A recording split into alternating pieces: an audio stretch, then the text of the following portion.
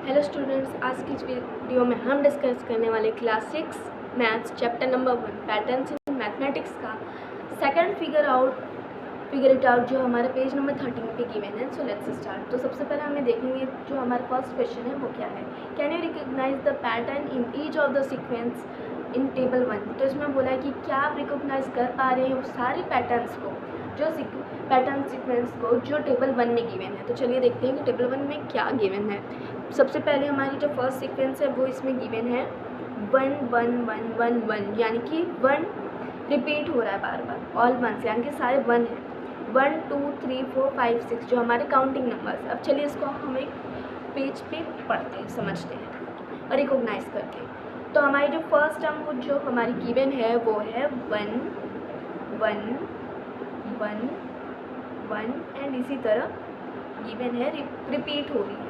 तो इसमें हम ये कंक्लूजन निकाल सकते हैं कि जो हमारी 1 है वो रिपीटेड नंबर है, यानी कि वो बार बार रिपीट हो रहा है। और एक और चीज़ हम कह सकते हैं, इसमें 1 में हम चाहे तो प्लस 0 कर रहे हैं या तो फिर 1 में हम -0 कर रहे हैं, जिससे कि जो हमारी टर्म है वो चेंज नहीं हो रही है। फिर उसके बाद हमारी जो सेकेंड टर्म है वो गिवन है 1 2 3 4 5 एंड 6। तो इसमें हम ये नोट कर सकते हैं कि ये जो हमारे हैं वो काउंटिंग नंबर्स हैं, यानी कि 1 है, 1 के बाद 2 आ रहा है, 2 के बाद 3 आ रहा है, इस तरीके से। और हम एक और कंक्लूजन निकाल सकते हैं कि हम हर एक टर्म में 1 प्लस कर रहे हैं। जैसे कि 1 + 1 आया हमारा 2, तो अब हम 2 में भी +1 करेंगे जिससे हमारी थर्ड टर्म बनेगी। और फिर 3 में हम फिर से 1 प्लस करके यहाँ पर हम अपनी नेक्स्ट टर्म भी निकाल सकते हैं। उसके बाद हमें बोलना है 2 4 6 8 10, जो हमारी थर्ड टर्म है वो है 1 3 5 7 9 एंड 11, इसी तरह रिपीट हो रहा है। तो अब हम ये भी इसमें देख सकते हैं कि ये हमारे कंसेक्यूटिव ऑड नंबर्स हैं, जो रिपीटेड नंबर्स है, कंसेक्यूटिव ऑड नंबर्स है, जो एक के बाद एक आ रहे हैं। जैसे यहाँ पे गिवन है लास्ट टर्म है हमारी है 11, तो अब हम इसके आगे की टर्म्स फाइंड करें तो 11 में हमें +2 करना पड़ेगा, जैसे कि हमारी जो नेक्स्ट टर्म आएगी वो होगी 13 में हमें +2 करना पड़ेगा, जिससे हमारी नेक्स्ट टर्म बनेगी दैट इज़ 15। तो ये भी एक कंसेक्यूटिव ऑड नंबर्स की सीक्वेंस है। उसके बाद अगर हम अपनी फोर्थ टर्म देखें तो ये है 2 4 6 8 एंड 10। तो इसमें हम ये देख पा रहे हैं कि ये कंसेक्यूटिव इवन नंबर्स हैं। 2 जिसमें जो हम फाइंड कर सकते हैं, इसके आगे के टर्म्स फाइंड करने के लिए हमें हर एक टर्म में 2 प्लस करना है। जैसे कि 2 + 2 = 4, 4 + 2 = 6, जिससे कि हमें आगे की टर्म्स मिले। अगर हम इसके 10 के बाद वाले टर्म्स फाइंड करना हो तो हम कैसे निकालेंगे, हमें 10 में +2 करना है, जिससे कि हमारी जो आगे की टर्म बनेगी वो होगी 12। अब उसके बाद हम अपना फिफ्थ पैटर्न देखें अगर, तो हमें गिवन है 1 3 6 10 और इसी तरह आगे की पैटर्न्स भी हैं, जो कि आप यहाँ पर देख सकते हैं। और हम इन पैटर्न को बोलते हैं ट्रायंगुलर नंबर्स। क्या बोलते हैं? Triangular numbers. अब हम अगर इसको समझें तो ट्रायंगुलर नंबर्स क्या होते हैं, जैसे हम एक ट्रायंगल की शेप में लिख सकते हैं, रिप्रेजेंट कर सकते हैं। जैसे कि हमारे 3 है, तो अब अगर हम यहाँ पे इसको ट्रायंगुलर की शेप में देखिए रिप्रेजेंट करना चाहें तो यहाँ पर हम डॉट्स की हेल्प से हम 3 को हम ट्रायंगुलर शेप में रिप्रेजेंट कर सकते हैं। अब हमारे पास नेक्स्ट टर्म है जो कि है हमारी 6, इसको भी हम रिप्रेजेंट कर सकते हैं एक ट्रायंगुलर शेप में, जैसे कि आप यहाँ पर देख सकते हैं। मैं आपको रिप्रेजेंट करके दिखाती हूँ। तो इस तरीके से हम 6 को भी ट्रायंगुलर शेप में रिप्रेजेंट कर सकते हैं। अब हमारे पास जो हमारी लास्ट टर्म इसमें पैटर्न में दी गई है वो है हमारी 28। अब हम 28 को रिप्रेजेंट करके देखते हैं कि एक ट्रायंगुलर नंबर है या नहीं। 1 2 3 4 5 6। अब आप यहाँ पे देख सकते हैं, अगर मैं आपको काउंट करके बताऊँ तो हमने 28 को एक ट्रायंगुलर फॉर्म में लिखा हुआ है। अब हमें आगे की टर्म्स फाइंड करने के लिए क्या करना पड़ेगा, हम ये देखेंगे कि इसी का हम काउंट कर लेंगे। 1 2 3 4 5 6 7, ये 7 है। तो अब हम 7 में अब जो हमारी ये जो नेक्स्ट टर्म फाइंड करने के लिए हम 28 में 8 प्लस कर देंगे, जो हमारा आ जाएगा 36। और ये 28 के बाद आने वाला हमारा नेक्स्ट ट्रायंगुलर नंबर है। अगर हम इससे चेक करें कि ये ट्रायंगुलर नंबर है या नहीं, तो लेट्स से 1 2 3 4 5 6 7 8 9 10। तो आप यहाँ पे देख सकते हैं कि हमने 36 को भी एक ट्रायंगुलर फॉर्म में लिख दिया है। अब हमें जो नेक्स्ट टर्म फाइंड करने के लिए, यानी कि 36 के बाद आने वाला जो ट्रायंगुलर नंबर होगा, उसे फाइंड करने के लिए हमें क्या करना होता है, इसे ये जो फर्स्ट रो है हमें इसे काउंट करना होता है 1 2 3 4 5 6 7 8, और इसी 8 में हम +1 कर देंगे तो हमारा हो जाएगा 9। अब हमारा जो इससे पहले वाला जो 36 जो हमारा ट्रायंगुलर नंबर है, इसमें हम 9 प्लस करेंगे तो हमारा जो आंसर आएगा वो होगा 45, जो कि हमारा 36 के बाद आने वाला नेक्स्ट ट्रायंगुलर नंबर है। तो इस तरीके से हम आगे की टर्म्स भी सीक्वेंस में फाइंड कर सकते हैं। उसके बाद हमें जो सीक्वेंस दी गई है वो है स्क्वायर्स 1 4 9 16 25 36 39 49। अब हम इसमें देख सकते हैं कि इसके आगे के टर्म्स फाइंड करने के लिए हम इसमें ये पहले नोटिस करेंगे कि सारे नंबर्स के स्क्वायर हैं, कंसेक्यूटिव स्क्वायर है। जैसे कि 1 का स्क्वायर हमारा होता है 1, जो कि हमारी फर्स्ट टर्म है। सेकेंड का 2 का स्क्वायर होता है हमारा 4, 3 का स्क्वायर होता है हमारा 9। इस तरीके से सारे स्क्वायर नंबर्स इसमें गिवन है। हमारी जो लास्ट टर्म है इसमें है वो है 49। तो 49 किसका स्क्वायर होता है, 7 का स्क्वायर होता है। तो अगर आगे की टर्म हमें फाइंड करने के लिए बोला जाए तो वो होगा 8 स्क्वायर, हमारी जो होगी वो आगे की टर्म होगी। तो 8 का स्क्वायर कितना होता है, वो होता है हमारा 64। इसके आगे की टर्म अगर हम फाइंड करेंगे नेक्स्ट टर्म, वो हो गया हमारा 9 का स्क्वायर, जो कि होता है 81। उसके बाद इस तरीके से हमने इस सीक्वेंस को भी सीख लिया। अब हम देखते हैं इसके आगे की सीक्वेंस में क्या है। 1 8 27 64 125 एंड 216। तो ये नंबर भी अगर हम नोटिस करें तो ये क्यूब्स हैं। जैसे कि हम यहाँ पे बात करते हैं 1 का क्यूब होता है, जो होता है हमारा वो होता है 1। 2 का क्यूब अगर हम देखें तो हमारा होता है 8, एंड 3 का क्यूब होता है हमारा वो होता है 27। इस तरीके से हमें आगे के नंबर्स दिए गए हैं। अब हम जिसकी जो लास्ट टर्म देखें वो है हमारी 216, जो कि 6 का क्यूब होता है। अगर हमें आगे की टर्म फाइंड करनी हो तो हम 7 का क्यूब फाइंड करेंगे।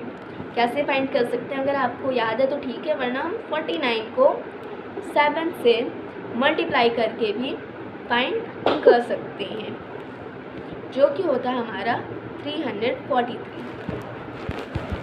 अब उसके बाद हम अपनी नेक्स्ट सीक्वेंस देखें, वो है विराहंक का नंबर्स 1 2 3 5 8 13 21। ये काफ़ी इंटरेस्टिंग सीरीज़ मुझे लगी।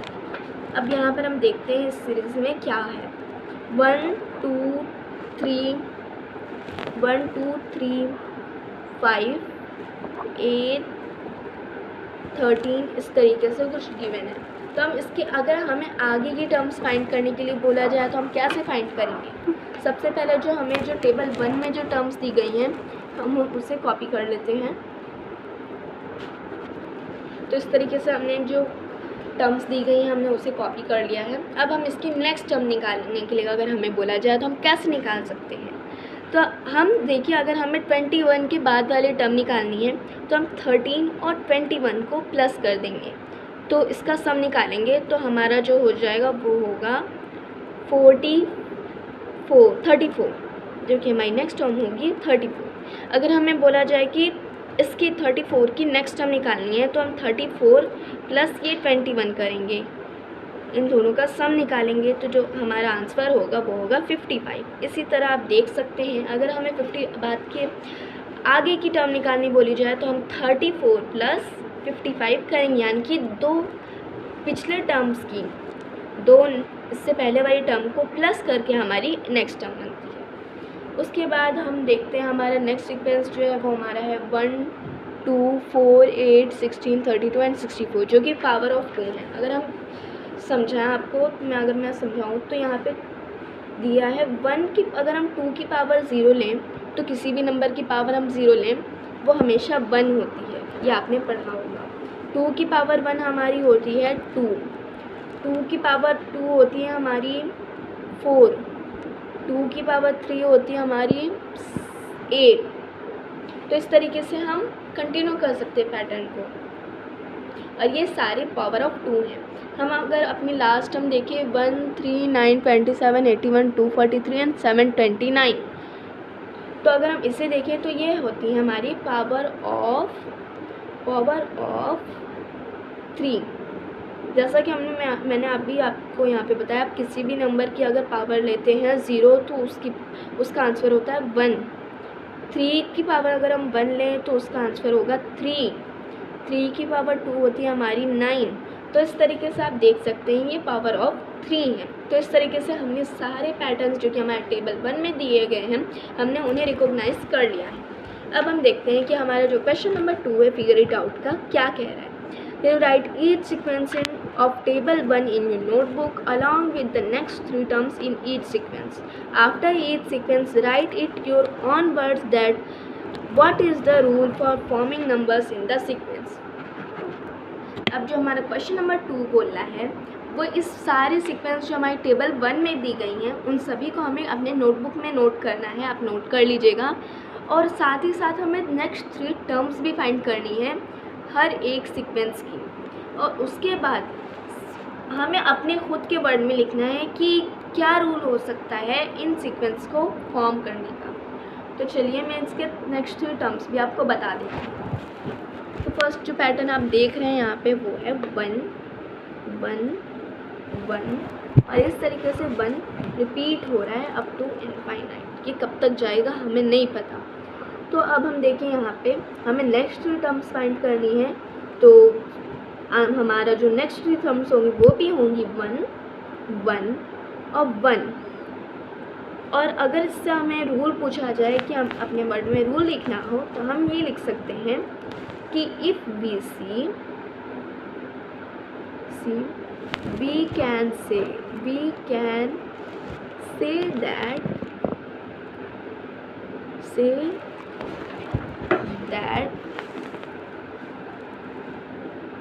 0 is added or subtracted from 1, जिससे कि जिससे कि जो हमारा जो नंबर 1 है वो चेंज नहीं हो रहा है।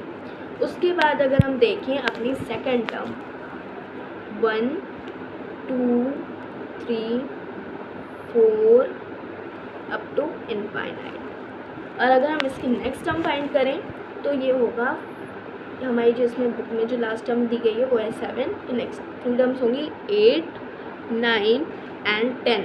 और रूल क्या हो सकता है कि हम we add 1 in every term,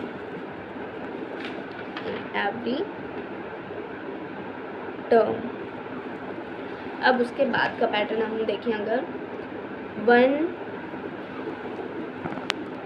3 5 7 9 1 3 5 7 9, और इस तरीके से जो हमारा पैटर्न है वो कंटिन्यू हुआ है। तो अगर हम यहाँ पे देखें तो ये कंसेक्यूटिव ऑड नंबर्स हैं जो एक के बाद एक आ रहे हैं। तो हमारी जो लास्ट टर्म इस बुक में के पैटर्न में जो दी गई है वो है 13। तो अगर हम उसके बाद का पैटर्न निकालना चाहें तो हम करेंगे 13 + 2 that is 15 + 2 that is 17 and 17 + 2 that is 19। इस तरीके से हम सारे पैटर्न्स को अपना डिस्कस कर सकते हैं। तो इस वीडियो में मैंने जो भी पढ़ाया है मैं होप करती हूँ कि आपको समझ में आया होगा। अगर आपको समझ में आया है और अगर कोई भी डाउट भी रह गया है तो आप कमेंट सेक्शन में इस वीडियो के पूछ सकते हैं। Thank you.